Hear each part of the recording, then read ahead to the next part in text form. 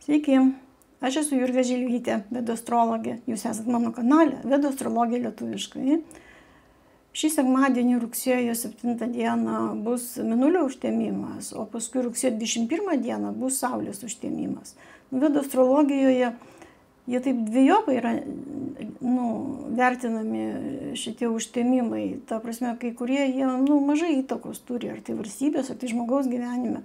Bet yra tokių, kurie iš tiesų turi įtakos. Ir vat būtent šitie dabar du, kurie vyks, jie turi įtakos, jie matomai, kaip ne ta prasme, kad jie patys turi įtakos, bet jie yra tie trigeriai, kurie paleidžia tam tikrus, kaip yra tos visos dašų sistemos šitą vedų astrologijoje. Tai tiesiog paleidžia tuos įvykius, kuriuos nurodo tos dašas.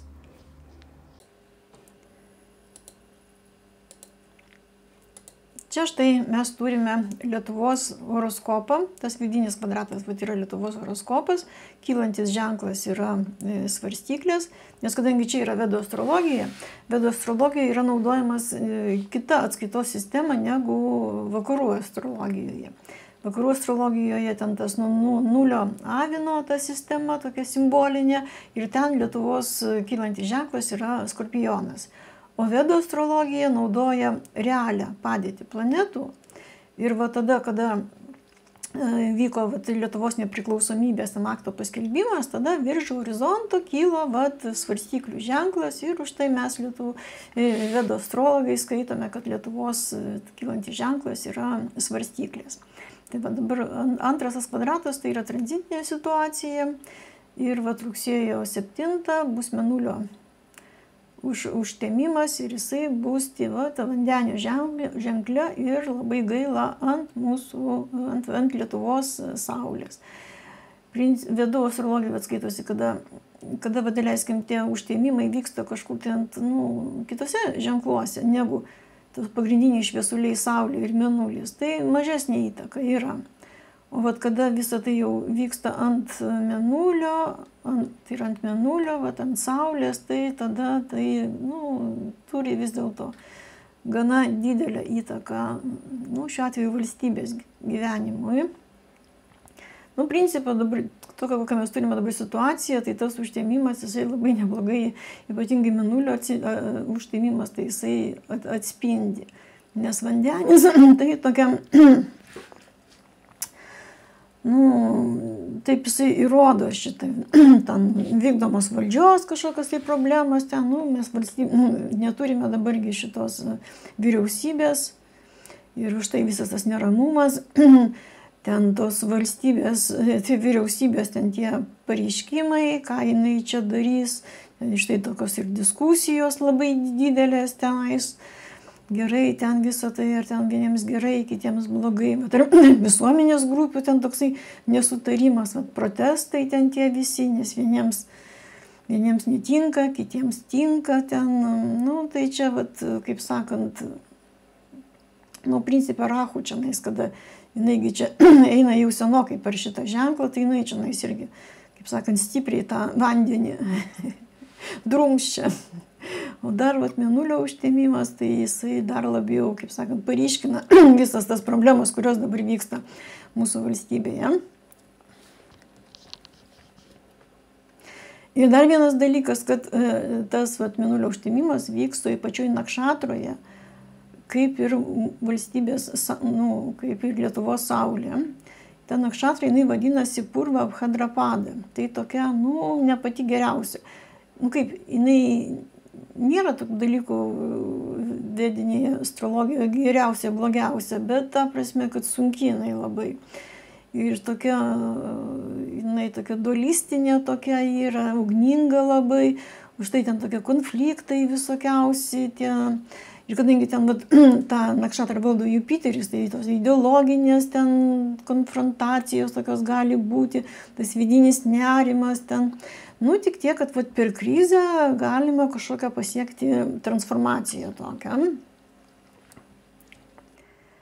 Taip, čia štai dabar yra jau rugsėjo 21 dienos užtemimas, saulės užtemimas, jisai jau vyks Mergelės ženkle. tai jau šiek tiek ta situacija yra lengvesnė, nu, jisai bus nematomas, bet kadangi vat, ant Mėnulio Lietuvos, tai vis tiek jisai įtakos turės Lietuvos valstybėje. Ir vat, mergelės ženklas jau aišku, jisai žymiai toksai jau paprastesnis, lengvesnis, čia tokia daugiau siejamas tokiais kažkokiais kasdieniniais darbais, tokiais, nu, ten administravimu tokių. Ir principė, tai va, tas, va, šitas Saulės užtemimas, tai jisai jau žymi tokį naują tokio ciklą, naujų darbų įvairiausių pradžią. Nu, principė, kažkur tai tame koridoriuje, bet tik tiek, kad vat, koridoriuje tame turėtų ta mūsų jau vyriausybė prisiekti. Tas, tame tarpe tarp Mėnulio užtemimo ir Saulės užtemimo. Nu, principė, laikas tai tikrai nėra geras šita. Nes va, tas koridorius, jisai energetiškai yra toksai labai nestabilus, jeigu taip imti tas visas kosminės energijas. Taip, kad tai vyriausybė jau taip tų iššūkių tenais labai daug, tai jų ten aišku bus dar daugiau. Bet pradžia tai turbūt jiems bus ten košmariškai sunki. Nu, nežinau, gal kartais ten kažkokio dar nusitemps į po 21-oje, tik tai tenais ta jau galutinai ten jau susiformuos tą savo vyriausybę. Aišku, būtų geriau, nes jeigu jie čia tame tarpe jau galutinai šitą prisieks, tai tokia bus jau, nes nu, tokia sąjungai, nu, ta prasme, tokia vyriausybė, tai gali būti ten tokių visokių tenais tų krizių, ten tokių tų įsipareigojimų, tų perrašymų, susitarimų perrašymų, tokių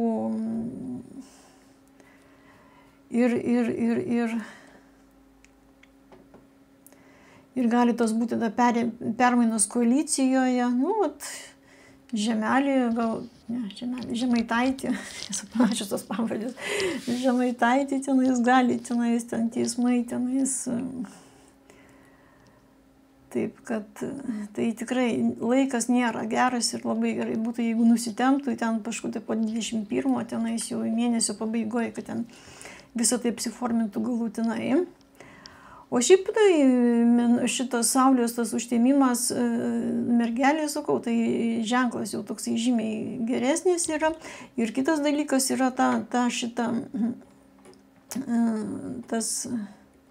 nakšatra, jinai jau yra Utara Phalguni, jinai tokia jau tų Saulės nakšatra, Saulės valdoma nakšatra, jinai ganėtinai tokia gera ir jinai vat, būtent tokias vat, partnerystės visokiausias, ten tokius nu, sutartys, sąjungos, ten vat, tarptautiniai ryšiai ir be to vat, 12 name, tai vat, pilnai gali būti, kad tada jau ta visas dėmesys jau bus nukreiptas daugiau į kažkokią tai išorę, tenais į tą NATO, ten tą Europos Sąjungą, ten matyt kažkas tai tokio jau, ten dar turėtų kažkas tai tokio vykti. Taip, kad vat, būtent, vat, kaip sakant, tas vat, Saulės ir Mėnulio, vat, tas, vat, nu, kaip sakant, kokioj vietoj vyksta Mėnulio užtemimas, kokioj vietoj vyksta Saulės užtemimas, tai rodo, vat, kaip tas etapas, kažkur pusmetis toksai, kaip maždaug visi tie įvykiai vystysis. Pradžiai bus konfliktai, aišku, labai sunku bus tenais, ten, sakau, gali ten kažkokio būti netgi ir tos, nu, principė, koalicija aš nemanau, kad tenai suirs. Aš žiūrėjau, kaip sakyti, ir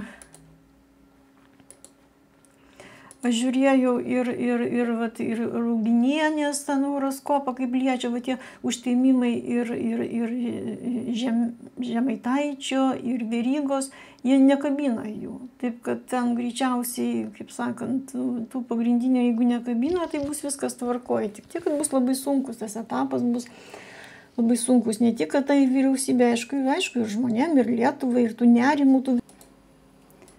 Dar, vat, kas liečia visą tą geopolitinę situaciją, tas visas nerimus, tos baimės, ten tas karas Ukrainoje, tai vat, kažkur tai mėnesio viduryje vat, Venera pereis į Liūto ženklą, bus susijungusi su Ketu, tai beveik 100% garantuoju, kad vėl prasidės ta eskalacija su atominių ginklų, ten rusai ten su to savo riešniku pradės vėl tenais gąsdinti čia visus. Šitą, nes vat, kiek aš stebiu, tai vat kada Venera tokia greitai judanti planeta yra. Ir jinai čia aplėkia taip gana greitai, ten ta ratai susijungia su Ketu ir tada prasideda visokie tokios propaganda, ta visa ten pradeda ten gazdinti, ten iš karto su visais, išlenda tokios tos visos, kaip sakant, retorikos susijusios su atominiu ginklu.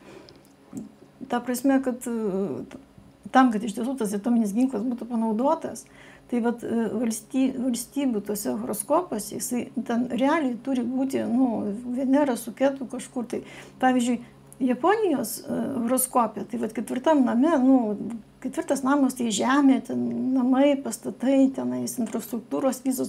Tai pas juos, Japonijoje, tenais ir stovi Venera su Ketu. Štai jie ir gavo tą Hirošimą ir Nagasakį.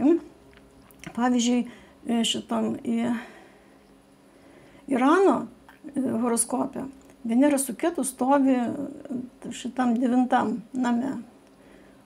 O 9 namas tai yra ideologija. Tai pas juosgi tokia ideologija tokia ir yra, kad ta prasme, kad pasigaminsim ten tą atominę bombą ir ten Izraelį ten sunaikinsime. Tai ta prasme, kad jeigu nėra, tai kaip sakant, neįsivaizduoju, ir gali kažkas tokio atsitikti. Taip, kad čia visą tos gazdinimus, nekreipkite dėmesio. Dabar, kas liečia ten tos visus gazdinimus, kad čia mumis puls, tojaus, ten čia rusai puls, ten ar tai Lietuva, ar ten kitą Pabaltiją kažkokią tai šalį, ar ten, tai pirmiausiai turi būti irgi ten kažkokie nurodymai tame pagrindinėme horoskope. Bet jeigu paimti Ukrainą, tai ten iš tiesų pas ją yra visi tie nurodymai, nes ten pas juos ir tas tam kylančiam ženklė, ten ta Rahu debilituota yra, paskui ten tas ascendentas, pas ten tokioj nakšatrai, tokioj irgi tokioj negeroj, kur jinai, grinai rodo karus, kurį rodo.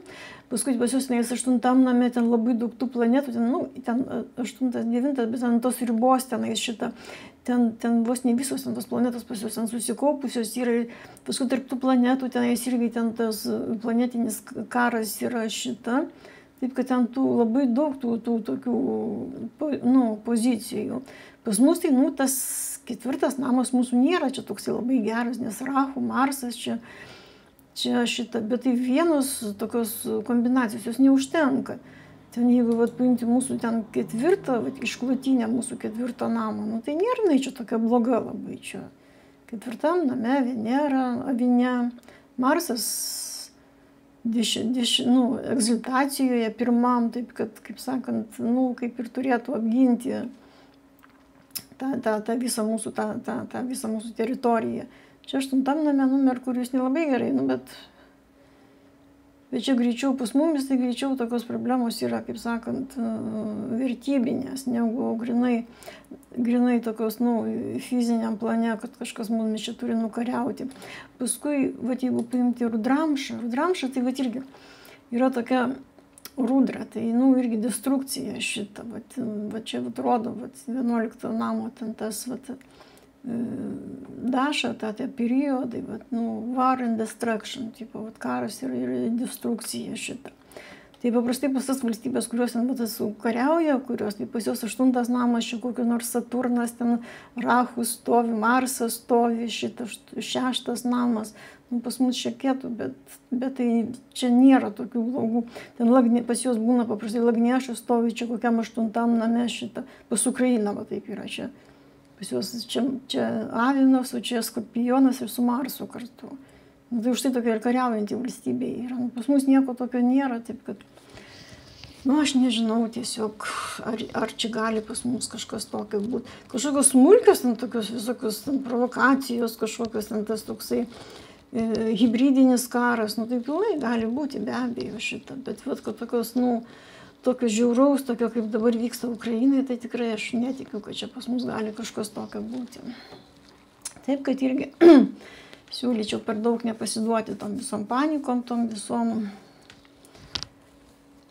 visai propagandai, ten daug labai iš Ukrainos eina tokių, ten ukrainiečių, ten astrologai, ten reikia suprasti tos žmonės šitą. Jie pasakoja, kad ten, kad čia Lietuva puls, kad ten tas Pabaltijų, kad puls.